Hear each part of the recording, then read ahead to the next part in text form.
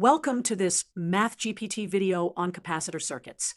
Today we'll analyze what happens when a capacitor in a circuit short circuits and how that affects the charge and voltage distribution in the remaining capacitors.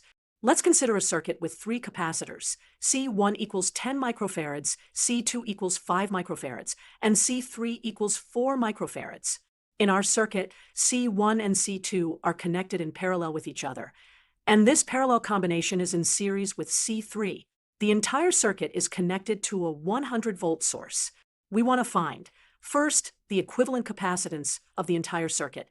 Second, what happens when C3 short circuits. Specifically, how the charge and voltage on C1 change.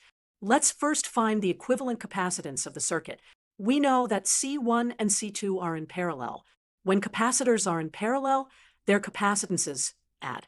So the equivalent capacitance of this parallel combination is C1 plus C2, which equals 10 plus 5, giving us 15 microfarads. Now, this 15 microfarad equivalent capacitor is in series with C3, which is 4 microfarads. For capacitors in series, we add their reciprocals. So we have 1 over C equivalent equals 1 over 15 microfarads plus 1 over 4 microfarads. This gives us 1 over C equivalent equals 0.066667 plus 0.25, which equals 0.316667 inverse microfarads.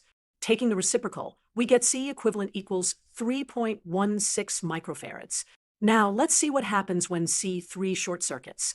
When a capacitor short circuits, it essentially becomes a wire with zero resistance. This means that C3 no longer drops any voltage, and the battery now connects directly to the parallel combination of C1 and C2. So the new equivalent capacitance is simply C1 plus C2, which we already calculated as 15 microfarads. Now, let's calculate the charge on C1 after the short circuit. Since C1 is now directly across the 100-volt source, the charge on C1 is Q1 equals C1 times the voltage, which is 10 microfarads times 100 volts, giving us 1.0 times 10 to the minus 3 coulombs, or 1 millicoulomb.